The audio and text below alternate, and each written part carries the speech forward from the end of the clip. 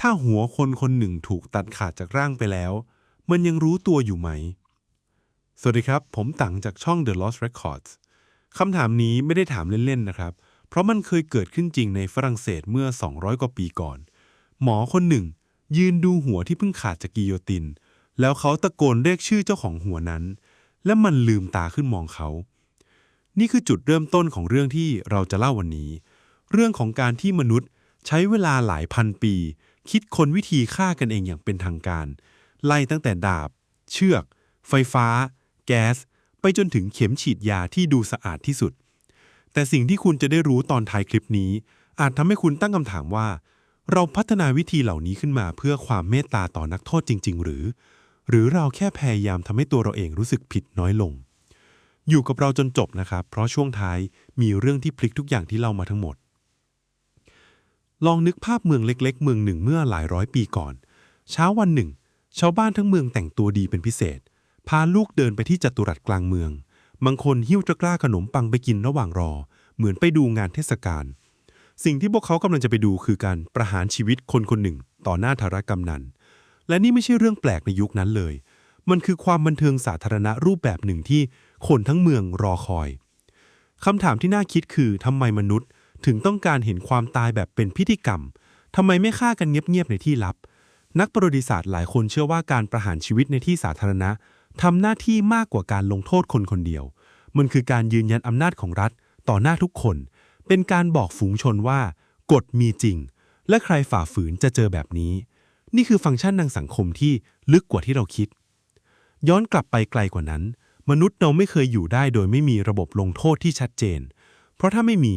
สังคมจะตกอยู่ในวงจรแก้แค้นไม่รู้จบครอบครัวหนึ่งฆ่าอีกครอบครัวหนึ่งเพื่อแก้แค้นแล้วอีกฝ่ายก็แก้แค้นกลับไปเรื่อยๆไม่มีวันจบ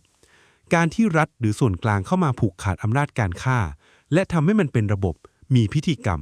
จึงเป็นความพยายามที่จะหยุดวงจรนั้นเปลี่ยนจากการแก้แค้นส่วนตัวให้กลายเป็นความยุติธรรมที่ดูเป็นกลางแต่คำถามที่เราจะพาคุณไปสำรวจตลอดคลิปนี้คือความพยายามทำให้การฆ่าดูเป็นกลางมีอารยธรรมมีเหตุผลนั้นมันเปลี่ยนอะไรไปจริงๆบ้างเปลี่ยนแค่วิธีการหรือเปลี่ยนอะไรที่ลึกกว่านั้นเพราะสิ่งที่น่าประหลาดใจคือตลอดประวัติศาสตร์มนุษยชาติเราไม่เคยหยุดคิดค้นวิธีฆ่าคนใหม่ๆเลยจากดาบสู่เชือกจากเชือกสู่ไฟฟ้าจากไฟฟ้าสู่แก๊สและจากแก๊สสู่เข็มฉีดยาแต่ละยุคต่างเชื่อว่าวิธีของตัวเองคือวิธีที่มีมนุษยธรรมที่สุดเท่าที่เคยมีมาคำถามคือทำไมเราถึงต้องหาคำตอบใหม่เรื่อยๆถ้าไม่ใช่เพราะลึกๆแล้วเรารู้ว่าวิธีเก่ามันไม่เคยสมบูรณ์แบบจริงๆและเรื่องราวทั้งหมดนี้เริ่มได้ดีที่สุดจากจุดที่มนุษย์เริ่มเขียนกฎแห่งความตายลงเป็นลายลักษณ์อักษรเป็นครั้งแรกในประวัติศาสตร์เกือบ 4,000 ปีก่อนในดินแดนที่ปัจจุบันคืออิรักกษัตริย์บาบิโลนนำฮัมมูราบีสั่งให้แกะสลักกฎหมายชุดหนึ่งลงในแท่งหินสูงกว่า2 เมตรนี่คือประมวลกฎหมายฮัมมูราบีหนึ่งในประมวลกฎหมายลายลักษณ์อักษรที่เก่าแก่ที่สุดเท่าที่มนุษย์เคยค้นพบและในนั้นมีโทษประหารชีวิตระบุไว้สำหรับความผิดกว่า25ประเภทตั้งแต่ฆาตกรรมโจรกรรมไปจนถึงเรื่องที่ฟังดูเบามากในสายตาคนยุคนี้อย่างการกล่าวหาคนอื่นเท็จจนทำให้เขาถูกตัดสินประหารชีวิตหลักการที่มีชื่อเสียงที่สุดจากประมวลกฎหมายนี้คือตาต่อตาฟันต่อฟันซึ่งฟังดูโหดร้ายในสายตาเราแต่ในยุคนั้นมันคือความก้าวหน้าเพราะมันจำกัดการแก้แค้นให้เท่ากับความเสียหายที่เกิดขึ้นเท่านั้นไม่ให้ใครแก้แค้นเกินตัวเผ่าหนึ่งฆ่าคนของอีกเผ่าหนึ่งไป1 คนแล้วอีกฝ่ายก็ไปฆ่าล้างทั้งหมู่บ้านเพื่อแก้แค้นกฎแบบฮัมมูราบีพยายามหยุดวงจรนั้นหลายร้อยปีต่อมาที่กรีกโบราณนักการเมืองชื่อดราโคได้คร่างกฎหมายที่โหดเหี้ยมจนคำว่าเดรโคเนียนหรือว่าแบบดราโคเนี่ยกลายเป็นคำในภาษาอังกฤษที่แปลว่ากฎหมายที่โหดร้ายเกินเหตุมาจนถึงทุกวันนี้กฎหมายของเขากำหนดโทษประหารชีวิตแม้กระทั่งกับความผิดเล็กน้อยอย่างการขโมยผักในตลาดมีบันทึกว่าเมื่อมีคนถามดราโคว่าทำไมโทษถึงรุนแรงขนาดนี้เขาตอบว่าความผิดเล็กน้อยสมควรตายอยู่แล้วส่วนความผิดใหญ่เขาก็ไม่มีโทษที่หนักกว่านั้นให้ใช้และที่กรุงโรมการประหารชีวิตกลายเป็นเครื่องมือทางการเมืองและความบันเทิงไปพร้อมกันการตรึงกางเขนถูกใช้เฉพาะกับทาสและผู้ก่อกบฏเพื่อสร้างความหวาดกลัวให้คนอื่นไม่กล้าทำตามเหตุการณ์ที่โด่งดังที่สุดคือหลังกบฏทาสที่นำโดยสปาร์ตาคัสถูกปราบในปี71ก่อนคริสตกาลทาสที่รอดชีวิตกว่า 6,000 คนถูกนำมาตรึงกางเขนเรียงรายตลอดถนนแอปเพียนเวย์ ระยะทางกว่า200กิโลเมตรเพื่อให้ทุกคนที่เดินทางผ่านเห็นเป็นเดือนๆนี่ไม่ใช่การลงโทษคนคนเดียวแล้วครับนี่คือการส่งสารถึงทั้งจักรวรรดิสิ่งที่น่าสังเกตคือในทุกอารยธรรมที่เราพูดถึงไม่ว่าบาบิโลนกรีกหรือโรมการประหารชีวิตไม่เคยเป็นเรื่องของความยุติธรรมล้วนๆเลยมันผูกติดกับอำนาจชนชั้นและการควบคุมฝูงชนเสมอและปูแบบที่ชัดเจนที่สุดของความเหลื่อมล้ำนี้ปรากฏชัดที่สุดในยุโรปยุคเหงายุคที่วิธีการตายของคุณขึ้นอยู่กับว่าคุณเกิดมาเป็นใครในยุโรปยุคเหมามีกฎที่ไม่ได้มีเขียนไว้ในกฎหมายแต่ทุกคนเข้าใจตรงกันนั่นคือถ้าคุณเป็นขุนนางหรือชนชั้นสูงคุณมีสิทธิ์ตายแบบรวดเดียวถูกตัดหัวด้วยดาบเพียงครั้งเดียวเพราะถือว่าเทียบเท่ากับการตายในสนามรบอย่างมีเกียรติแต่ถ้าคุณเป็นสามัญชนที่ทำผิดร้ายแรงโทษที่รอพวกเขาบางครั้งโหดร้ายเกินจินตนาการการต้มถึงบิ่นใช้ในอังกฤษยุคพระเจ้าเฮนรี่ที่8สำหรับความผิดฐานวางยาพิษการเผาถึงเป็นใช้กับข้อหาต่างๆรวมถึงข้อหาเป็นแม่มดและการแขวนคอควับไล่แบ่งสี่หรือที่เรียกว่า hanging drawing and quartering ถูกใช้กับข้อหากบฏนักโทษจะถูกแขวนคอจนเกือบตายจากนั้นถูกนำลงมาผ่าท้องควักอวัยวะภายในออกต่อหน้าเขาก่อนตัดร่างออกเป็น4ส่วนส่งไปแสดงตามเมืองต่างๆเพื่อเป็นเครื่องเตือนใจและยังมีอีกวิธีหนึ่งที่ไม่ได้ผูกกับชนชั้นโดยตรงแต่ผูกกับความหวาดกลัวของสังคมทั้งทวีปนั่นคือการเผาทั้งเป็นในข้อหาเป็นแม่มดตลอดช่วงศตวรรษที่15ถึง18นักประวัติศาสตร์ประเมินว่ามีผู้คนถูกประหารชีวิตด้วยข้อหานี้ทั่วยุโรปราว 40,000 ถึง 60,000 คนส่วนใหญ่เป็นผู้หญิงที่ยากจนสูงวัยหรืออยู่ตัวคนเดียวโดยไม่มีใครปกป้องหลักฐานที่ใช้กล่าวโทษมักจะเป็นเพียงคำซัดทอดจากเพื่อนบ้านหรือสัญญาณที่คลุมเครืออย่างไฝแปลกๆบนร่างกายไม่มีมาตรฐานพิสูจน์ความผิดที่รัดกุมเลยแม้แต่น้อยนี่คือตัวอย่างที่ชัดเจนว่าเมื่อความหวาดกลัวของสังคมมาบรรจบกับอำนาจในการตัดสินความเป็นความตายผลลัพธ์มักนำไปสู่โศกนาฏกรรมที่แก้ไขย้อนหลังไม่ได้เลยทำไมความแตกต่างระหว่างชนชั้นถึงชัดเจนขนาดนี้นักประวัติศาสตร์มองว่ามันสะท้อนความเชื่อยุคนั้นว่าความตายไม่ใช่แค่การหยุดหายใจแต่คือข้อความที่ส่งถึงคนดูความตายของขุนนางต้องรักษาศักดิ์ศรีของระบบชนชั้นเอาไว้ส่วนความตายของสามัญชนที่ทรยศต่อกษัตริย์ต้องเป็นภาพที่น่าสะพรึงกลัวพอที่จะทำให้ไม่มีใครกล้าคิดกบฏอีกแต่ในขณะที่ยุโรปกำลังพัฒนาวิธีลงโทษที่โหดร้ายแบบนี้อีกฟากหนึ่งของโลกจักรวรรดิจีนกำลังพัฒนาวิธีการประหารชีวิตที่มีปรัชญาเบื้องหลังต่างออกไปโดยสิ้นเชิงเป็นวิธีที่ไม่ได้มุ่งทำลายแค่ร่างกายแต่มุ่งทำลายบางอย่างที่ลึกซึ้งกว่านั้นในความเชื่อของคนยุคนั้นในจีนยุคจักรวรรดิมีวิธีการลงโทษที่เรียกว่าหลิงฉือภาษาอังกฤษเรียกว่า death by a thousand cuts นักโทษจะถูกตัดเนื้อออกจากร่างกายทีละชิ้นทีละชิ้นเป็นเวลายืดเยื้อจุดประสงค์ไม่ใช่การฆ่าให้เร็วที่สุดแต่ตรงกันข้ามเลยคือการทำให้กระบวนการนี้ยืดเยื้อที่สุดเท่าที่จะทำได้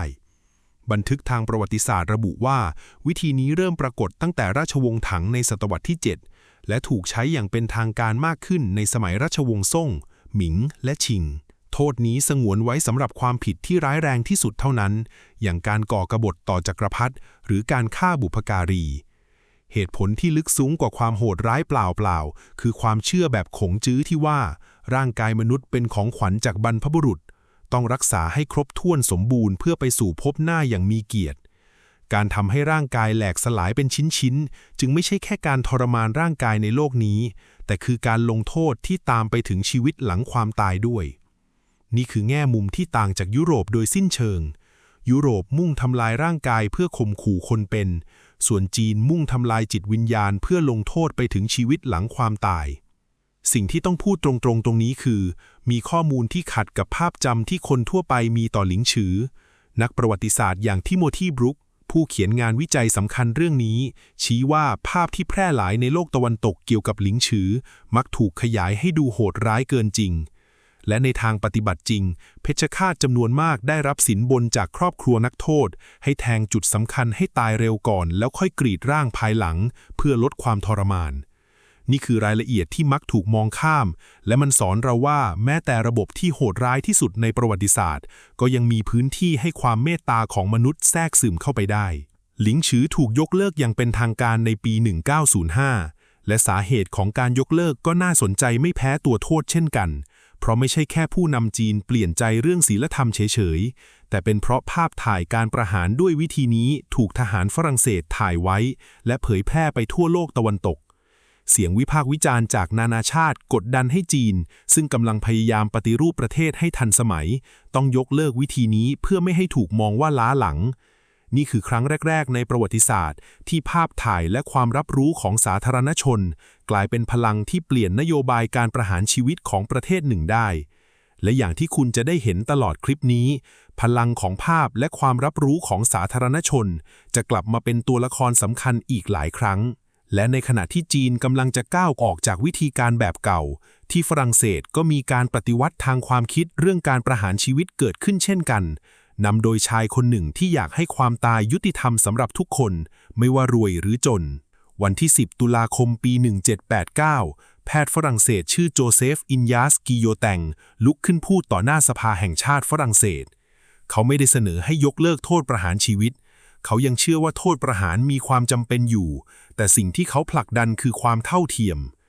เขาชี้ว่ามันไม่ยุติธรรมเลยที่คนสามัญต้องตายด้วยวิธีทรมานอย่างการขังคอการเผาหรือการทรมานบนล้อวิธีรวบรวมอสมัยมีดและแพทย์ต้องรู้จุดที่ตัดออกให้ชะงักเขาเสนอว่าทุกคนไม่ว่าฐานะใดควรตายด้วยวิธีเดียวกันวิธีที่รวดเร็วและเจ็บปวดน้อยที่สุดเท่าที่จะเป็นไปได้เครื่องมือที่ตอบโจทย์นี้ไม่ได้ถูกออกแบบโดยกิโยแต่งเองนะครับแม้ชื่อของเขาจะติดไปกับมันตลอดกาลคนที่ออกแบบกลไกจริงๆคือนายแพทย์อองตวนหลุยร่วมกับช่างฝีมือชาวเยอรมันชื่อโทเบียส ชมิดเป็นโครงไม้สูงมีใบมีดหนักถ่วงน้ำหนักติดอยู่ด้านบนเมื่อปล่อยลงมาจะตัดขาดในเสี้ยววินาทีกฎหมายปี 1791 กำหนดให้เครื่องนี้เป็นวิธีประหารชีวิตมาตรฐานของฝรั่งเศสและการใช้งานครั้งแรกเกิดขึ้นวันที่ 25 เมษายน 1792 กับโจรทางหลวงชื่อนิโคลัส ยาร์ก เบลติเย่สิ่งที่น่าเศร้าและน่าขันในเวลาเดียวกันคือเจตนาดีของกิโยแตงคือความเมตตาและความเท่าเทียมแต่เพียง1 ปีหลังจากนั้นฝรั่งเศสเข้าสู่ยุคแห่งความหวาดกลัวที่เรียกว่า Reign of Terror เครื่องมือที่เขาตั้งใจให้เป็นสัญลักษณ์ของความเมตตากลับกลายเป็นสัญลักษณ์ของความโหดร้ายทางการเมืองที่สุดยุคหนึ่งในประวัติศาสตร์ยุโรปมีการประเมินว่าระหว่างปี 1792 ถึง 1794 มีคนถูกตัดสินประหารด้วยกิโยตินระหว่าง 16,000 ถึง 40,000 คนใบมีดที่ควรจะเป็นเครื่องมือแห่งความยุติธรรมที่เท่าเทียมกลับกลายเป็นเครื่องจักรฆ่าคนกลางจัตุรัสสาธารณะที่ผู้คนมารุมดูราวกับเป็นการแสดงมีผู้หญิงกลุ่มหนึ่งถึงกับนั่งถักไหมพรมอยู่ข้างแท่นประหารเป็นประจำจนได้รับฉายาว่าทริโคเตอร์เซ่หรือผู้หญิงถักไหมพรมเรื่องนี้สอนบทเรียนสำคัญที่จะย้อนกลับมาซ้ำแล้วซ้ำเล่าตลอดคลิปนี้นั่นคือเจตนาดีที่ต้องการทำให้การฆ่าคนมีมนุษยธรรมมากขึ้นไม่เคยรับประกันว่าผลลัพธ์สุดท้ายจะออกมามีมนุษยธรรมจริงเพราะเมื่อเครื่องมือถูกสร้างขึ้นมาแล้วมันจะถูกใช้ตามที่อำนาจทางการเมืองต้องการไม่ใช่ตามเจตนาเดิมทนที่คิดค้นและกิโยตินยังทิ้งปริศนาที่น่าขนลุกไว้อีกอย่างหนึ่งปริศนาที่แพทย์หลายคนในยุคนั้นถกเถียงกันไม่จบนั่นคือคำถามที่เราเปิดคลิปนี้ไว้หัวที่ขาดจากร่างไปแล้วมันยังสวนแสนจะรู้สึกอยู่ไหมวันที่ 17 กรกฎาคม 1793 หญิงสาวคนหนึ่งชื่อชาร์ลอตต์ คอร์เดย์ถูกประหารด้วยกิโยตินในการลอบสังหารนักการเมืองคนสำคัญหลังหัวของเธอขาดจากร่างมีบันทึกว่าผู้ช่วยเพชฌฆาตคนหนึ่งหยิบหัวขึ้นมาแล้วตบแก้มพยานที่อยู่ในที่เกิดเหตุยืนยันตรงกันว่าใบหน้าของเธอเปลี่ยนเป็นสีแดงราวกับกำลังโกรธหรืออับอายเหมือนยังรู้สึกได้ถึงการกระทำนั้นเรื่องราวแบบนี้แพร่กระจายไปทั่วปารีสอย่างรวดเร็วและจุดชนวนคำถามที่แพทย์และนักวิทยาศาสตร์ถกเถียงกันมานานกว่าศตวรรษอีกกรณีหนึ่งที่ถูกบันทึกไว้คือการทดลองของแพทย์คนหนึ่งที่ตะโกนเรียกชื่อนักโทษที่เพิ่งถูกตัดหัวชื่อลังกีและมีรายงานว่าดวงตาของหัวนั้นลืมขึ้นและหันมาจ้องมองเขาก่อนจะปิดลงอีกครั้งเหตุการณ์แบบนี้ทำให้แพทย์บางคนในยุคนั้นเชื่อว่าสมองอาจยังทำงานอยู่ได้นานถึง 15 วินาทีหลังถูกตัดขาดจากร่างกายเพราะออกซิเจนที่สะสมอยู่ในเลือดในสมองยังไม่หมดไปในทันทีไม่ใช่ค่อยๆจางหายไปอย่างที่คนยุคก่อนเข้าใจ แต่ตรงนี้เราต้องพูดให้ชัดเจนว่านี่คือจุดที่วิทยาศาสตร์สมัยใหม่มีความเห็นที่แตกต่างและระมัดระวังกว่ามากนักประสาทวิทยาปัจจุบันจำนวนมากมองว่าการขยับของใบหน้าหรือดวงตาที่พยานเห็นในสมัยนั้นน่าจะเป็นเพียงการกระตุกของกล้ามเนื้อโดยอัตโนมัติไม่ใช่สัญญาณของความรู้สึกตัวที่แท้จริงเพราะเมื่อเลือดหยุดไหลเวียนไปเลี้ยงสมองอย่างกระทันหันจากการถูกตัดขาดความดันโลหิตในสมองจะลดลงจนหมดสติแทบจะในทันทีไม่ใช่ค่อยๆจางหายไปอย่างที่คนยุคก่อนเข้าใจสิ่งที่ต้องพูดตรงไปตรงมาคือไม่มีใครสามารถยืนยันคำตอบที่แน่นอนได้100%เพราะด้วยเหตุผลทางจริยธรรมไม่มีทางที่นักวิทยาศาสตร์จะทดลองเรื่องนี้กับมนุษย์ได้อย่างเป็นระบบมีเพียงงานวิจัยในหนูทดลองบางชิ้นที่พบสัญญาณคลื่นสมองต่อเนื่องอยู่ไม่กี่วินาทีหลังถูกตัดขาดซึ่งนักวิจัยเองก็ระบุชัดว่ายังตีความไปถึงมนุษย์ได้ไม่โดยตรงเพราะฉะนั้นสิ่งที่เรารู้แน่ชัดคือนี่ยังเป็นคำถามเปิดที่ไม่มีคำตอบ100%ไม่ใช่ข้อเท็จจริงที่พิสูจน์แล้วแต่ไม่ว่าคำตอบทางวิทยาศาสตร์จะเป็นอย่างไรความไม่แน่นอนตรงนี้เองที่ทำให้นักปฏิรูปในยุคต่อมามองหาวิธีที่แน่นอนกว่านี้วิธีที่ไม่ทิ้งคำถามค้างใจไว้ว่าคนคนนั้นทรมานอยู่หรือเปล่าในวินาทีสุดท้ายและการค้นหานั้นพาเราไปสู่อังกฤษที่ซึ่งชายคนหนึ่งใช้คณิตศาสตร์เข้ามาคำนวณความตายการแขวนคอมีมาตั้งแต่ยุคโบราณแม้แต่ในมหากาพย์โอดิสซีของกรีกก็มีการกล่าวถึงแล้วแต่วิธีแขวนคอแบบดั้งเดิมมีปัญหาใหญ่ถ้าเชือกสั้นเกินไปนักโทษจะไม่ตายทันทีแต่จะค่อยๆหายใจไม่ออกจนขาดใจตายอย่างทรมานซึ่งอาจใช้เวลานานหลายนาทีแต่ถ้าเชือกยาวเกินไปและตกลงมาแรงเกินไปศีรษะอาจหลุดออกจากร่างเลยทีเดียวซึ่งเป็นภาพที่โหดร้ายเกินกว่าที่แม้แต่คนยุคนั้นจะยอมรับได้ในปี 1872 เพชฌฆาตชาวอังกฤษชื่อวิลเลียม มาวูดคิดค้นวิธีที่เรียกว่า long drop หรือการดิ่งยาวเขาใช้หลักการที่ว่าความยาวของเชือกที่ปล่อยลงมาต้องสัมพันธ์กับน้ำหนักตัวและส่วนสูงของนักโทษแต่ละคนคนตัวใหญ่ต้องใช้เชือกสั้นกว่าคนตัวเล็กต้องใช้เชือกยาวกว่าเพื่อให้แรงกระชากที่คอมีพลังงานพอดิบพอดีที่จะทำให้กระดูกคอหักทันทีไม่มากจนหัวขาดไม่น้อยจนต้องทรมานอยู่นานมีการจัดทำเป็นตารางคำนวณอย่างเป็นระบบที่เรียกว่า Table of Drops ซึ่งถูกใช้อ้างอิงในการประหารชีวิตของอังกฤษไปอีกนานหลายสิบปีมาวูดเชื่ออย่างแน่วแน่ว่าถ้าคำนวณถูกต้องความตายจะเกิดขึ้นแทบจะในทันทีจากกระดูกคอที่หักไม่ใช่จากการขาดอากาศหายใจอย่างช้าๆนี่คือความพยายามครั้งสำคัญที่จะเอาวิทยาศาสตร์และคณิตศาสตร์เข้ามาแทนที่ความสุ่มเสี่ยงแบบเดิมเป็นการเปลี่ยนจากศิลปะของเพชฌฆาตแต่ละคนที่ทำตามประสบการณ์ให้กลายเป็นสูตรที่ทำซ้ำได้แน่นอนแต่แม้จะมีการคำนวณอย่างละเอียดในทางปฏิบัติก็ยังมีความผิดพลาดเกิดขึ้นเรื่อยๆเพราะตัวแปรมนุษย์อย่างกล้ามเนื้อคอที่แข็งแรงไม่เท่ากันความชื้นของเชือกหรือแม้แต่อุณหภูมิล้วนส่งผลต่อผลลัพธ์ได้ทั้งสิ้นนี่คือรูปแบบที่เราจะเห็นซ้ำไปซ้ำมาตลอดประวัติศาสตร์การประหารชีวิตมนุษย์พยายามใช้วิทยาศาสตร์ทำให้ความตายแน่นอนและปราศจากความทรมานแต่ร่างกายมนุษย์ที่มีความหลากหลายไม่ที่สิ้นสุดมักจะหาทางทำให้แผนการที่สมบูรณ์แบบที่สุดพังทลายอยู่เสมอและในขณะที่อังกฤษกำลังพยายามทำให้เชือกแม่นยำขึ้นด้วยคณิตศาสตร์ที่อีกฝากของมหาสมุทรแอตแลนติกสหรัฐอเมริกากำลังจะเปิดศึกครั้งใหม่ศึกที่ไม่ได้ขับเคลื่อนด้วยความเมตตาต่อนักโทษเลยแม้แต่น้อยแต่ขับเคลื่อนด้วยสงครามธุรกิจระหว่าง2 บริษัทไฟฟ้ายักษ์ใหญ่ปลายศตวรรษที่ 19 อเมริกากำลังอยู่ในช่วงสงครามกระแสไฟฟ้าระหว่างโทมัส เอดิสันผู้สนับสนุนกระแสไฟฟ้าตรงกับจอร์จ เวสติงเฮาส์ผู้สนับสนุนกระแสไฟฟ้าสลับนี่ไม่ใช่แค่การแข่งขันทางเทคนิคแต่เป็นสงครามธุรกิจระดับประเทศที่มีเงินมหาศาลเป็นเดิมพัน ในปี 1881 ทันตแพทย์คนหนึ่งชื่ออัลเบิร์ต เซาท์วิกได้เห็นชายเมาคนหนึ่งเสียชีวิตอย่างรวดเร็วหลังสัมผัสเครื่องกำเนิดไฟฟ้าโดยบังเอิญเขาจึงเสนอความคิดว่าไฟฟ้าอาจเป็นวิธีประหารชีวิตที่เจ็บปวดน้อยที่สุดเท่าที่เคยมีมาเอดิสันมองเห็นโอกาสในเรื่องนี้ทันทีแม้ตัวเขาเองจะคัดค้านโทษประหารชีวิตในหลักการแต่เขากลับสนับสนุนให้ใช้ไฟฟ้ากระแสสลับของคู่แข่งในการประหารชีวิตเพราะต้องการให้คนทั่วไปเชื่อมโยงคำว่าไฟฟ้ากระแสสลับเข้ากับความตายและความอันตรายเพื่อทำลายความน่าเชื่อถือของ Westinghouse ในตลาดถึงขั้นที่ทีมงานของเขาไปจับสัตว์ต่างๆมาช็อตไฟฟ้ากระแสสลับต่อหน้าสื่อมวลชนเพื่อสร้างความหวาดกลัวเหตุการณ์ที่โด่งดังและน่าสลดใจที่สุดคือการทำให้ช้างชื่อท็อปซี่ถูกช็อตไฟฟ้าตายต่อหน้าผู้ชมในปี 1903 เป็นการสาธิตในปี 1900 วิลเลียม เคมเลอร์ผู้ถูกตัดสินประหารชีวิตจากคดีฆาตกรรม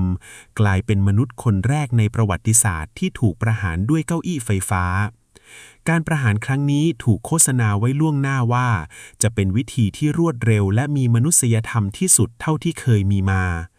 แต่ในความเป็นจริงกลับกลายเป็นฝันร้ายกระแสไฟฟ้าแรงประมาณ700โวลต์ถูกปล่อยเข้าสู่ร่างกายเขาเป็นเวลา17วินาทีก่อนกระแสไฟดับพยานได้กลิ่นเนื้อไหม้และเสื้อผ้าไหม้แต่เคมเลอร์ยังไม่เสียชีวิตเขาส่งเสียงครางออกมาผู้ชมในห้องตะโกนให้เปิดไฟอีกครั้งกระแสไฟฟ้าครั้งที่2แรงกว่าเดิมมากถูกปล่อยเข้าไปนานเกือบ2 นาทีจนมีควันลอยออกมาจากศีรษะของเขาเหตุการณ์นี้สะท้อนความจริงที่ขมขื่นอีกครั้งหนึ่งวิธีการที่ถูกเป่าประกาศว่าเป็นความก้าวหน้าทางวิทยาศาสตร์เพื่อมนุษยธรรม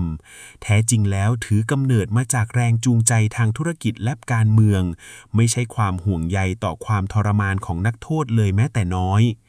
และแม้จะผ่านมาแล้วกว่าศตวรรษเก้าอี้ไฟฟ้าก็ยังคงมีรายงานเรื่องความผิดพลาดแบบนี้เกิดขึ้นซ้ำแล้วซ้ำเล่าในหลายรัฐของอเมริกาแต่เรื่องราวยังไม่จบแค่นั้นเพราะในศตวรรษต่อมาจะมีการค้นหาวิธีใหม่อีกครั้งวิธีที่ฟังดูสะอาดและเป็นการแพทย์ที่สุดเท่าที่เคยมีมาแต่ก่อนจะไปถึงเข็มฉีดยามีอีกวิธีหนึ่งที่ขั้นกลางระหว่างไฟฟ้ากับเข็มฉีดยาซึ่งควรค่าแก่การพูดถึงนั่นคือห้องรมแก๊สรัฐเนวาดาเป็นรัฐแรกที่นำวิธีนี้มาใช้ในปี 1924 โดยมีเป้าหมายเดียวกับทุกวิธีก่อนหน้านี้คือการหาทางประหารชีวิตที่ดูสะอาดและเจ็บปวดน้อยกว่าเดิมนักโทษคนแรกที่ถูกประหารด้วยวิธีนี้ชื่อกีจอห์นสันถูกขังในห้องปิดสนิทแล้วปล่อยแก๊สไฮโดรเจนไซยาไนด์เข้าไปทีมงานในตอนนั้นถึงกับพยายามสูบแก๊สเข้าไปในห้องขณะที่เขานอนหลับเพื่อหวังว่าเขาจะตายอย่างสงบโดยไม่รู้ตัวแต่ในทางปฏิบัติกลับทำไม่ได้ตามแผนเขาต้องตื่นมารับรู้กระบวนการทั้งหมดและจากรายงานหลายฉบับผู้ที่เสียชีวิตด้วยแก๊สพิษมักทรมานอยู่หลายนาทีกว่าจะสิ้นใจเพราะร่างกายพยายามกลั้นหายใจสู้กับแก๊สอยู่ตลอดเวลาห้องรวมแก๊สจึงค่อยๆถูกเลิกใช้ไปในเวลาต่อมาแต่ก็ยิ่งตอกย้ำแพทเทิร์นเดิมที่เราเห็นซ้ำแล้วซ้ำเล่าคือทุกวิธีใหม่ถูกโปรโมทเป็นทางออกสุดท้ายที่มีมนุษยธรรมที่สุด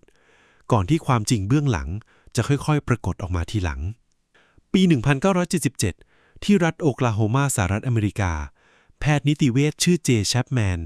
ได้รับมอบหมายให้คิดค้นวิธีประหารชีวิตแบบใหม่ที่ดูมีมนุษยธรรมกว่าเก้าอี้ไฟฟ้าและห้องรมแก๊สที่ใช้กันมาก่อนหน้านั้นสิ่งที่น่าสนใจคือแชปแมนไม่ได้เป็นผู้เชี่ยวชาญด้านเภสัชศาสตร์หรือวิสัญญีวิทยาโดยตรงเขาเป็นเพียงแพทย์นิติเวชที่ถูกขอให้เสนอไอเดียและไอเดียของเขาคือการฉีดยา3ชนิดตามลำดับตัวแรกทำให้หมดสติตัวที่2ทำให้กล้ามเนื้อเป็นอัมพาตหยุดหายใจและตัวที่3หยุดการเต้นของหัวใจด้วยโพแทสเซียมคลอไรด์แนวคิดนี้ฟังดูสมเหตุสมผลและสะอาดกว่าวิธีเดิมมากไม่มีเปลวไฟไม่มีกลิ่นเนื้อไหม้ไม่มีกระแสไฟฟ้าที่มองเห็นได้นักโทษเพียงแค่นอนบนเตียงคล้ายเตียงโรงพยาบาลและถูกฉีดยาผ่านสายน้ำเกลือภาพลักษณ์โดยรวมจึงดูเหมือนหัตถการทางการแพทย์มากกว่าการประหารชีวิตและหลายรัฐในอเมริกาก็เริ่มนำวิธีนี้ไปใช้อย่างรวดเร็วในช่วงหลายทศวรรษต่อมา แต่มีปัญหาสำคัญที่เกิดขึ้นตามมาซึ่งหลายคนอาจไม่รู้นั่นคือสมาคมการแพทย์และองค์กรวิสัญญีแพทย์ในหลายประเทศปฏิเสธที่จะให้แพทย์เข้าร่วมกระบวนการนี้อย่างเป็นทางการเพราะขัดกับคำสาปฮิปโปเครติสที่ระบุชัดเจนว่าแพทย์ต้องไม่ทำร้ายผู้ป่วยนี่คือความย้อนแย้งที่สำคัญมากวิธีที่ถูกออกแบบให้ดูเหมือนการแพทย์ที่สุดกลับเป็นวิธีที่แพทย์ตัวจริงส่วนใหญ่ปฏิเสธที่จะยุ่งเกี่ยวด้วยเพราะขัดจริยธรรมเพราะฉะนั้นในทางปฏิบัติจริงคนที่ฉีดยามักไม่ใช่แพทย์หรือวิสัญญีแพทย์ที่ผ่านการฝึกอบรมอย่างเต็มรูปแบบแต่มักเป็นเจ้าหน้าที่เรือนจำที่ได้รับการอบรมมาในระยะเวลาสั้นๆเท่านั้นและนี่คือจุดที่ปัญหาเริ่มปรากฏชัดเพราะการหาเส้นเลือดที่เหมาะสมสำหรับฉีดยาต้องอาศัยความชำนาญเฉพาะทางถ้าคนฉีดไม่มีทักษะเพียงพอยาอาจไม่เข้าเส้นเลือดโดยตรงแต่กระจายเข้าเนื้อเยื่อรอบข้างแทนซึ่งจะทำให้ยาชาตัวแรกไม่ออกฤทธิ์เต็มที่ในขณะที่ยาตัวที่2ที่ทำให้เป็นอัมพาตกลับออกฤทธิ์นั่นหมายความว่านักโทษอาจยังรู้สึกตัวและรู้สึกเจ็บปวดอยู่เต็มที่แต่ร่างกายเป็นอัมพาตจนไม่สามารถขยับหรือส่งเสียงบอกใครได้เลยนี่คือภาพที่น่าประพรึงกลัวยิ่งกว่าที่หลายคนจินตนาการไว้และมันนำเราไปสู่ข้อมูลที่จะเปลี่ยนมุมมองของคุณต่อทุกอย่างที่เล่ามาทั้งหมดในคลิปนี้ถ้าเราเรียงลำดับพัฒนาการที่ผ่านมาจากดาบสู่เชือกที่คำนวณด้วยคณิตศาสตร์สู่ไฟฟ้าสู่แก๊สและมาถึงเข็มฉีดยาเราน่าจะคาดหวังว่าวิธีล่าสุดที่ดูทันสมัยและเป็นการแพทย์ที่สุดควรจะมีอัตราการผิดพลาดน้อยที่สุดด้วยแต่ข้อมูลจริงกลับสวนทางกับสิ่งที่เราคาดหวังไว้อย่างสิ้นเชิงงานวิจัยที่ติดตามการประหารชีวิตในสหรัฐอเมริกาตลอดหลายสิบปีพบว่าอัตราการประหารชีวิตที่ผิดพลาดหรือที่เรียกว่า botch execution ของวิธีฉีดยาพิษนั้นสูงกว่าวิธีแขวนคอวิธีไฟฟ้าช็อตหรือแม้แต่การยิงเป้าอย่างมีนัยสำคัญมีนักวิจัยบางกลุ่มประเมินว่าตัวเลขอาจสูงถึง7เท่าเมื่อเทียบกับวิธีอื่นกรณีที่เป็นข่าวใหญ่คือการประหารแองเจลดิอาสที่รัฐฟลอริดาในปี 2006 ซึ่งใช้เวลานานถึง34นาทีกว่าจะเสียชีวิตผลชันสูตรพบว่าเข็มทะลุผ่านเส้นเลือดออกไปฉีดเข้าเนื้อเยื่อรอบข้างแทนหรือกรณีของโจเซฟวูดที่รัฐแอริโซนาในปี 2014 ที่ใช้เวลานานเกือบ2ชั่วโมงพยานเล่าว่าเขาหอบและสำลักซ้ำแล้วซ้ำเล่าตลอดกระบวนการทำไมวิธีที่ถูกออกแบบให้ดูทันสมัยและการแพทย์กลับล้มเหลวบ่อยกว่าวิธีเก่าที่ดูหยาบกว่ามากมายคำตอบส่วนหนึ่งคือความย้อนแย้งที่เราเพิ่งพูดถึงไปเพราะแพทย์ตัวจริงปฏิเสธเข้าร่วมคนที่ลงมือปฏิบัติจึงมักขาดความชำนาญเฉพาะทางที่จำเป็นในขณะที่วิธีแบบเก่าอย่างการแขวนคอหรือการยิงเป้าแม้จะดูโหดร้ายกว่าในสายตายุคปัจจุบันแต่กลับเป็นกระบวนการที่ตรงไปตรงมาและคาดเดาผลลัพธ์ได้ง่ายกว่าในทางกลไกมากกว่านี่คือจุดที่เราอยากให้คุณหยุดคิดสักครู่ตลอด200กว่าปีที่ผ่านมามนุษย์เราเปลี่ยนวิธีประหารชีวิตซ้ำแล้วซ้ำเล่าทุกครั้งที่เปลี่ยนเราบอกตัวเองว่าครั้งนี้แหละคือวิธีที่มีมนุษยธรรมที่สุดแต่ข้อมูลบอกเราว่าความทันสมัยของวิธีไม่ได้แปลว่ามันจะทรมานน้อยกว่าเสมอไปและคำถามที่ตามมาคือถ้าแม้แต่กลไกทางกายภาพของความตายเรายังทำให้สมบูรณ์แบบไม่ได้แล้วสิ่งที่อยู่เบื้องหลังกลไกนั้นคือการตัดสินของศาลที่ตัดสินว่าใครสมควรตายมันสมบูรณ์แบบกว่านั้นจริงหรอนี่คือส่วนที่หนักที่สุดของเรื่องราวทั้งหมดและเป็นสิ่งที่พลิกทุกอย่างที่เราเล่ามาก่อนหน้านี้ทั้งหมดเพราะไม่ว่าวิธีการประหารชีวิตจะถูกพัฒนาให้แม่นยำและรวดเร็วเท่าใดมันไม่มีความหมายเลยถ้าคนที่ถูกประหารนั้นบริสุทธิ์มาตั้งแต่ต้นในสหรัฐอเมริกาเพียงประเทศเดียวนับตั้งแต่ปี 1973 เป็นต้นมามีคนอย่างน้อย202คนที่ถูกตัดสินประหารชีวิตแล้วภายหลังได้รับการพิสูจน์ว่าบริสุทธิ์และถูกปล่อยตัวออกมานี่คือตัวเลขของคนที่โชคดีพอที่จะได้รับการพิสูจน์ความบริสุทธิ์ก่อนถูกประหารจริงแต่คำถามที่น่าประพรึงกว่านั้นคือมีคนอีกกี่คนที่ไม่โชคดีขนาดนั้นกรณีของเคิร์ก บลัสเวิร์ธเป็นตัวอย่างที่ชัดเจนเขาถูกตัดสินประหารชีวิตในปี 1985 จากคดีข่มขืนและฆาตกรรมเด็กหญิงคนหนึ่งจนกระทั่งปี 1993 หลักฐาน DNA ที่พัฒนาขึ้นใหม่พิสูจน์ได้ว่าเขาไม่ใช่ผู้ก่อเหตุเขาถูกปล่อยตัวหลังอยู่ในแดนประหารมา 8 ปีแต่หลักฐาน DNA ไม่ได้มีในทุกคดีในทางความเป็นจริงคดีอาญาส่วนใหญ่ไม่มีหลักฐานทางชีวภาพที่สามารถนำมาตรวจสอบซ้ำได้เลยด้วยซ้ำนั่นหมายความว่าคดีจำนวนมากที่อาจมีการตัดสินผิดพลาดไม่มีทางถูกพิสูจน์แก้ไขได้อีกแล้วเพราะตัวนักโทษเสียชีวิตไปแล้ว และหลักฐานที่จะใช้พิสูจน์นั้นไม่มีอยู่ตั้งแต่แรกอยู่แล้วนักวิชาการด้านกฎหมายจำนวนมากเชื่อว่ามีบุคคลที่บริสุทธิ์ถูกประหารชีวิตไปแล้วจริงในประวัติศาสตร์อเมริกาแม้จะพิสูจน์ยืนยันแบบ100%ได้ยากเพราะคดีปิดไปแล้วและผู้ถูกกล่าวหาก็ไม่อยู่แล้ว ตรงนี้เราต้องพูดให้ชัดว่า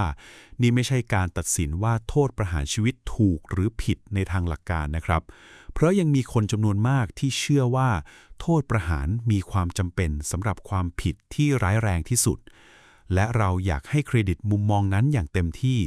เพราะครอบครัวของเหยื่ออาชญากรรมร้ายแรงจำนวนมากรู้สึกว่าโทษประหารคือความยุติธรรมเดียวที่พวกเขาจะได้รับแต่สิ่งที่ข้อมูลบอกเราอย่างชัดเจนคือโทษประหารชีวิตเป็นโทษเดียวในระบบยุติธรรมที่ไม่สามารถแก้ไขได้เลยเมื่อเกิดความผิดพลาดโทษจำคุกยังสามารถปล่อยตัวและชดเชยได้บ้างแม้จะเสียเวลาชีวิตไปมากแต่ความตายไม่มีทางย้อนกลับมีอีกข้อเท็จจริงหนึ่งที่ฟังดูสวนทางกับสามัญสำนึกแต่ถูกยืนยันในงานวิจัยหลายชิ้นนั่นคือคดีโทษประหารชีวิตในสหรัฐอเมริกากลับมีต้นทุนแพงกว่าคดีจำคุกตลอดชีวิตโดยไม่มีสิทธิพักโทษเสียอีกบางการศึกษาระบุว่าคดีโทษประหาร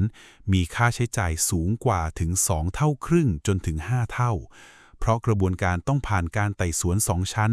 มีทีมทนายพิเศษและมีขั้นตอนอุทธรณ์ที่ซับซ้อนยืดเยื้อได้นานเป็น10 ปี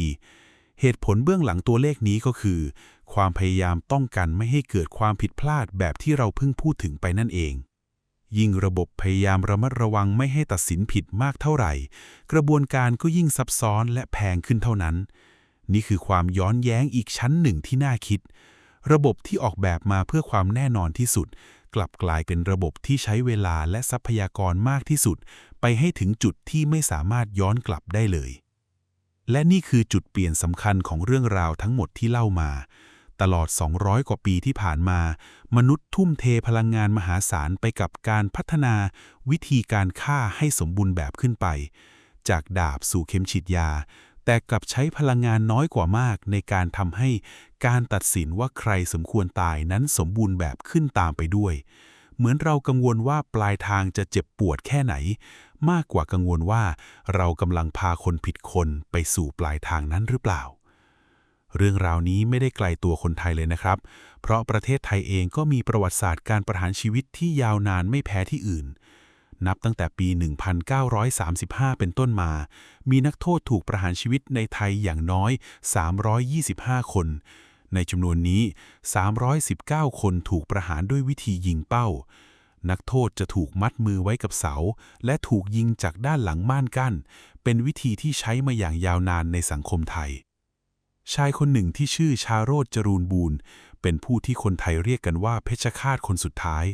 เขาเป็นผู้ลงมือประหารชีวิตนักโทษด้วยวิธียิงเป้าไปทั้งสิ้น55 คนเพียงลำพังคนเดียวที่เรือนจำบางขวางก่อนที่ประเทศไทยจะเปลี่ยนวิธีการประหารชีวิตอย่างเป็นทางการจากการยิงเป้ามาเป็นการฉีดสารพิษโดยการยิงเป้าครั้งสุดท้ายเกิดขึ้นวันที่ 11 ธันวาคม 2003และวันถัดมาคือวันที่ 12 ธันวาคมปีเดียวกัน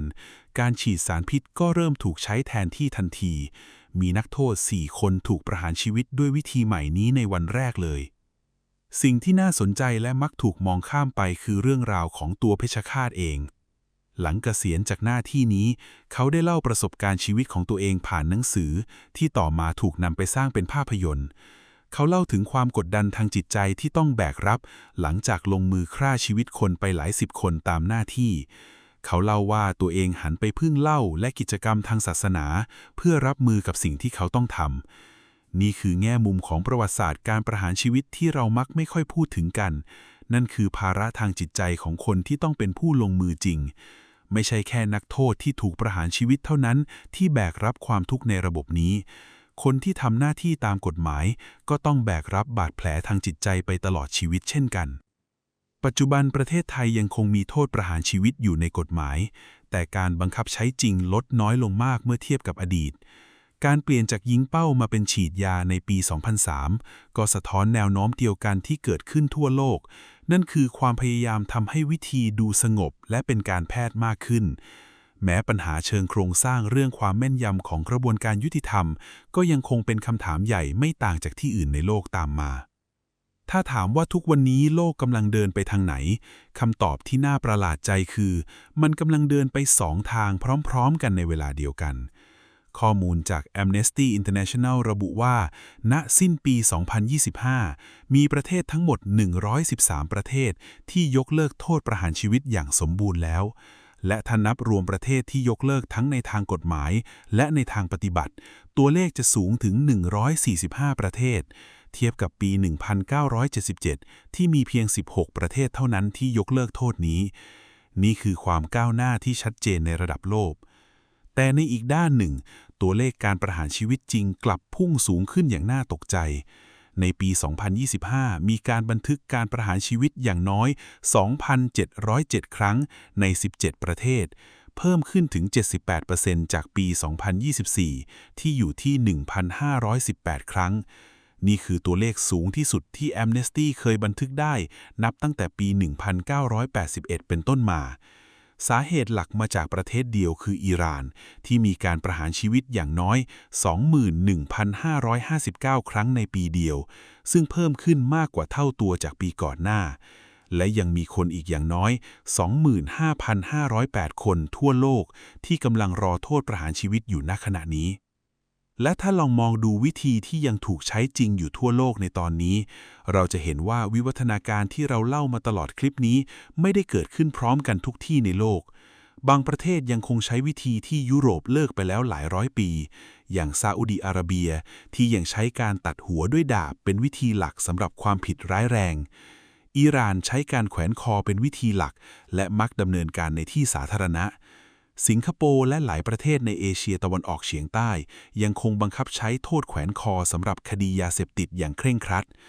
ส่วนอินโดนีเซียใช้การยิงเป้าไม่ต่างจากที่ไทยเคยใช้มาก่อนนี่แสดงให้เห็นว่าประวัติศาสตร์การประหารชีวิตไม่ใช่เส้นทางเดียวที่ทุกสังคมเดินตามกันเป็นขั้นบันได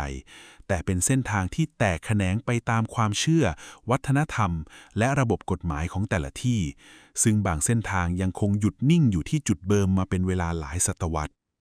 ความย้อนแย้งนี้บอกอะไรเรามันบอกว่าแนวโน้มระดับโลกโดยภาพรวมกำลังเคลื่อนไปสู่การเลิกใช้โทษประหารชีวิตอย่างช้าๆแต่มั่นคงขณะเดียวกันก็มีบางประเทศจำนวนน้อยที่เดินสวนทางอย่างรุนแรงทำให้ตัวเลขรวมทั้งโลกดูเหมือนแย่ลงทั้งที่ความจริงแล้วจำนวนประเทศที่ยังใช้โทษนี้กำลังลดลงเรื่อยๆนี่คือความซับซ้อนที่ตัวเลขเดียวไม่สามารถบอกเล่าเรื่องราวทั้งหมดได้และมันทำให้เราต้องกลับมาตั้งคำถามที่ลึกกว่าตัวเลขคำถามว่าทำไมบางสังคมถึงเชื่อว่าการฆ่ายังจำเป็นอยู่เลยในขณะที่บางสังคมเชื่อว่ามันไม่จำเป็นอีกต่อไปแล้วถ้าเรามองภาพรวมของทุกอย่างที่เล่ามาตั้งแต่ต้นคลิปจากดาบสู่เชือกที่คำนวณด้วยคณิตศาสตร์จากไฟฟ้าสู่แก๊สจากแก๊สสู่เข็มฉีดยาจะเห็นแพทเทิร์นหนึ่งที่ชัดเจนมากนั่นคือวิวัฒนาการของวิธีประหารชีวิตไม่ได้เดินไปในทิศทางที่ทำให้นักโทษทรมานน้อยลงเสมอไปอย่างที่เราคิดแต่มันเดินไปในทิศทางที่ทำให้คนลงมือและคนดูรู้สึกผิดน้อยลงต่างหากลองคิดดูสิครับการตัดหัวด้วยดาบเพชฌฆาตต้องสัมผัสกับความรุนแรงโดยตรงต้องเห็นเลือดต้องรู้สึกถึงแรงกระแทกผ่านมือของตัวเองการแขวนคอเพชฌฆาตแค่ดึงคันโยกระยะห่างเริ่มมีมากขึ้นการใช้ไฟฟ้าช็อตคนลงมือแค่กดสวิตช์ไม่ต้องสัมผัสร่างกายนักโทษเลยและการฉีดยาพิษในหลายรัฐของอเมริกามีการออกแบบให้มีปุ่มกด3ปุ่มโดยคน3คนกดพร้อมกันแต่มีเพียงปุ่มเดียวเท่านั้นที่เชื่อมต่อกับสายยาจริงทำให้ไม่มีใครรู้แน่ชัดว่าตัวเองคือคนที่ฆ่าจริงๆนี่คือการออกแบบที่จงใจกระจายความรับผิดชอบทางศีลธรรมออกไปเพื่อไม่ให้ใครคนใดคนหนึ่งต้องแบกรับความรู้สึกผิดเต็มๆคนเดียวนักจิตวิทยาเรียกปรากฏการณ์นี้ว่า moral distancing หรือการสร้างระยะห่างทางศีลธรรมยิ่งเราสร้างระยะห่างระหว่างการกระทำกับผลลัพธ์ได้มากเท่าไหร่จิตใจของมนุษย์ก็ยิ่งรู้สึกผิดน้อยลงเท่านั้นแม้ผลลัพธ์สุดท้ายจะเหมือนเดิมทุกประการก็ตามนี่อาจอธิบายได้ว่าทำไมสังคมถึงยอมรับเข็มฉีดยาได้ง่ายกว่าเก้าอี้ไฟฟ้าทั้งที่ข้อมูลที่เราเพิ่งเล่าไปบอกว่าเข็มฉีดยาอาจมีอัตราความผิดพลาดสูงกว่าด้วยซ้ำเพราะภาพลักษณ์ของมันดูสะอาดกว่าดูเป็นการแพทย์กว่าแม้ความจริงเบื้องหลังจะไม่ได้สะอาดตามภาพลักษณ์นั้นเลย คำถามที่น่าคิดต่อคือ ถ้าเป้าหมายที่แท้จริงของเราตลอด 200 ปีที่ผ่านมา คือการทำให้ตัวเราเองรู้สึกสบายใจมากขึ้นกับการฆ่าคน มากกว่าการทำให้นักโทษทรมานน้อยลงจริงๆแล้ว สิ่งที่เรากำลังพัฒนาอยู่ มันคือความก้าวหน้าทางศีลธรรมจริงหรือมันคือการหาวิธีที่ทำให้เราหลอกตัวเองได้แนบเนียนขึ้นเท่านั้น นี่คือคำถามที่ไม่มีคำตอบง่ายๆ แต่เป็นคำถามที่คุ้มค่าแก่การนั่งคิดทบทวนดูสักครั้ง ในขณะที่เรื่องราวส่วนใหญ่ที่เล่ามาเป็นการพัฒนาวิธีฆ่าให้ดูดีขึ้น มีบางแนวคิดในโลกที่เลือกเดินไปในทิศทางตรงกันข้ามโดยสิ้นเชิง นั่นคือการตั้งคำถามว่า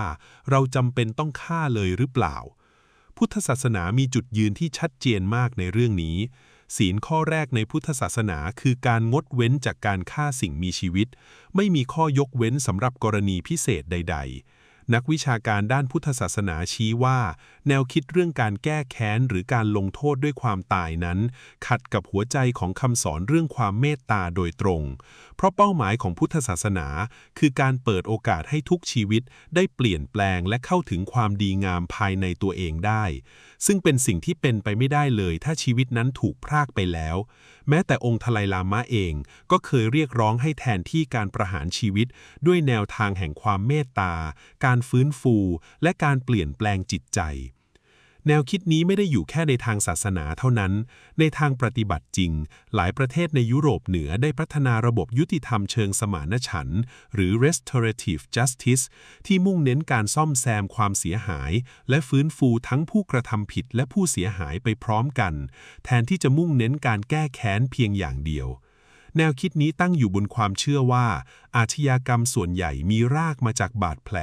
หรือความบกพร่องของสังคมที่หล่อหลอมคนคนนั้นขึ้นมา และถ้าสังคมสามารถแก้ไขรากของปัญหาได้ ก็จะสามารถลดอาชญากรรมในระยะยาวได้ดีกว่าการแก้แค้นเพียงอย่างเดียว แน่นอนว่าแนวคิดนี้ก็มีผู้ที่ไม่เห็นด้วยอย่างจริงจังเช่นกัน แล้วเราต้องให้เครดิตเขาอย่างเต็มที่ ครอบครัวของเหยื่ออาชญากรรมร้ายแรงจำนวนมากรู้สึกว่าการให้อภัยหรือการฟื้นฟูผู้กระทำผิดคือการลดคุณค่าของชีวิตผู้เสียหายลง หลายคนตั้งคำถามอย่างสมเหตุสมผลว่าถ้าไม่มีบทโทษที่หนักหนาสาหัสพอสังคมจะยังยับยั้งคนที่คิดจะก่อความรุนแรงร้ายแรงได้จริงหรือนี่คือความตึงเครียดที่แท้จริงระหว่างความยุติธรรมกับความเมตตาที่ไม่มีคำตอบที่ถูกต้องแบบเดียวสำหรับทุกสังคมเพราะแต่ละสังคมมีบาดแผลความเชื่อและประวัติศาสตร์ทางประวัติศาสตร์ที่แตกต่างกันไปเรามาถึงจุดสุดท้ายของการเดินทางในคลิปนี้แล้วจากดาบเมื่อ 4,000 ปีก่อนถึงเข็มฉีดยาในห้องที่ดูสะอาดราวกับโรงพยาบาลมนุษย์เราใช้เวลาทั้งหมดนี้ไปกับการพยายามหาวิธีฆ่าที่สมบูรณ์แบบแต่สิ่งที่เราไม่เคยหาคำตอบได้เลยตลอด 4,000 ปีคือคำถามที่แท้จริงมากกว่านั้นเยอะนั่นคือการฆ่าคนหนึ่งเพื่อลงโทษมันเคยแก้ปัญหาอะไรได้จริงๆบ้างหรือเปล่าย้อนกลับไปที่คำถามเปิดคลิปที่เราถามไว้ตั้งแต่ต้นหัวที่ขาดจากร่างไปแล้วยังรู้สึกตัวอยู่ไหมบางทีคำถามนั้นอาจไม่ใช่คำถามที่สำคัญที่สุดจริงๆก็ได้คำถามที่สำคัญกว่าอาจเป็นคำถามที่ว่าคนที่ยังมีชีวิตอยู่คนที่ต้องตัดสินใจคนที่ต้องลงมือและคนที่ต้องเฝ้าดูพวกเขาต้องแบกรับอะไรไว้บ้างหลังจากนั้นเพราะอย่างที่เราเห็นจากเรื่องราวของเพชฌฆาตไทยที่ต้องพึ่งเหล้าและศาสนาเพื่อรับมือกับสิ่งที่ตัวเองทำความตายของนักโทษไม่ได้จบลงที่ตัวนักโทษเพียงคนเดียวมันทิ้งร่องรอยไว้ในจิตใจของทุกคนที่เกี่ยวข้องเสมอประวัติศาสตร์ที่เราเล่ามาทั้งหมดสอนเราว่ามนุษย์เก่งมากในการหาวิธีทำให้ตัวเองรู้สึกดีขึ้นกับสิ่งที่โหดร้ายเราเปลี่ยนดาบเป็นเชือกเปลี่ยนเชือกเป็นไฟฟ้าเปลี่ยนไฟฟ้าเป็นเข็มฉีดยาแต่ละครั้งเราบอกตัวเองว่าครั้งนี้คือความก้าวหน้าครั้งนี้คือความมีมนุษยธรรมแต่บางทีความก้าวหน้าที่แท้จริงที่เรายังไปไม่ถึงอาจไม่ใช่การหาวิธีฆ่าที่ดีกว่าเดิมแต่เป็นการกล้าตั้งคำถามว่าเราจำเป็นต้องฆ่าเลยหรือเปล่า เรื่องนี้อาจดูไกลตัวเพราะส่วนใหญ่เราไม่ได้เป็นคนตัดสินคดี ไม่ได้เป็นผู้พิพากษา ไม่ได้เป็นเพชฌฆาต แต่ในความเป็นจริงทุกครั้งที่เราตัดสินคนอื่นในชีวิตประจำวัน ไม่ว่าจะเป็นการตัดสินเพื่อนที่ทำผิดพลาด ครอบครัวที่ทำให้เราผิดหวัง หรือแม้แต่คนแปลกหน้าบนโลกออนไลน์ที่เราเห็นข่าว แล้วรีบตัดสินทันทีโดยไม่รู้เรื่องราวทั้งหมด เรากำลังใช้กลไกทางจิตใจแบบที่เราเล่ามาตลอดทั้งคลิปนี้แหละ นั่นคือการตัดสินอย่างรวดเร็วโดยไม่เผื่อพื้นที่ให้ความผิดพลาด หรือให้โอกาสคนคนนั้นได้เปลี่ยนแปลงบ้าง ประวัติศาสตร์การประหารชีวิตที่เราเล่ามา 4,000 ปี จริงๆ แล้วเป็นกระจกสะท้อนธรรมชาติของมนุษย์เราเองได้ดีมาก มันแสดงให้เห็นว่าเรามีศักยภาพทั้งสองด้านอยู่ในตัวพร้อมกันเสมอ ด้านหนึ่งคือความสามารถในการสร้างความรุนแรงที่ซับซ้อนและมีระบบระเบียบอย่างน่าตกใจ อีกด้านหนึ่งคือความสามารถในการตั้งคำถามกับตัวเอง ในการเรียนรู้และในการเลือกเมตตามากกว่าแก้แค้นเมื่อเรามีโอกาสได้เลือก ถ้าคุณดูคลิปนี้จนจบ ผมอยากชวนคุณกลับไปคิดถึงคนใกล้ตัวสักคนที่คุณกำลังโกรธหรือผิดหวังอยู่ตอนนี้ ไม่จำเป็นต้องเป็นเรื่องใหญ่ระดับคดีอาญาเลย อาจจะเป็นแค่เพื่อนที่ทำให้คุณผิดหวัง หรือคนในครอบครัวที่คุณยังไม่ได้ให้อภัย ลองถามตัวเองดูว่า เรากำลังตัดสินเขาด้วยความรีบร้อนแบบที่มนุษย์เคยตัดสินกันมาตลอดประวัติศาสตร์หรือเปล่า หรือเรากำลังเผื่อพื้นที่ให้เขาได้เปลี่ยนแปลงและเติบโตบ้างไหม ตลอด 60 นาทีที่ผ่านมา เราเดินทางไปพร้อมกันตั้งแต่แท่งหินกฎหมายฮัมมูราบิเมื่อ 4,000 ปีก่อน ผ่านดาบยุคมิดเดิล ผ่านกิโยตินฝรั่งเศส ผ่านเก้าอี้ไฟฟ้าอเมริกา มาจนถึงเข็มฉีดยาในห้องที่ดูสะอาดที่สุดของยุคเรา และสิ่งที่เราค้นพบร่วมกันคือ ไม่ว่าเทคโนโลยีจะก้าวหน้าไปขนาดไหน คำถามที่แท้จริงไม่เคยเปลี่ยนไปเลย นั่นคือคำถามว่ามนุษย์เรามีสิทธิ์ตัดสินชีวิตของมนุษย์อีกคนหนึ่งหรือเปล่า และถ้าเราตัดสินผิดพลาดไป เราจะแก้ไขมันอย่างไรได้บ้าง คำถามนี้ไม่มีคำตอบที่ง่ายและไม่มีคำตอบเดียวที่ถูกต้องสำหรับทุกคน แต่สิ่งหนึ่งที่ประวัติศาสตร์ 4,000 ปีสอนเราได้ชัดเจนที่สุดคือ ทุกครั้งที่เราให้อภัยแทนการแก้แค้น ทุกครั้งที่เราเลือกเข้าใจแทนการตัดสินทันที เรากำลังเขียนบทหน้าของประวัติศาสตร์มนุษยชาติไปในทิศทางที่ดีกว่าเดิมทีละเล็กทีละน้อย ถ้าคลิปนี้ทำให้คุณได้คิดอะไรใหม่ๆ ฝากกดติดตามช่อง The Lost Records ไว้ด้วยนะครับ และถ้าอยากรู้ว่าตอนต่อไปเราควรพาคุณไปสำรวจคำถามใหญ่เรื่องไหนของชีวิต คอมเมนต์บอกผมไว้ข้างล่างได้เลยครับ ผมตังขอบคุณที่อยู่กับเราจนจบนะครับ แล้วเจอกันใหม่ตอนหน้า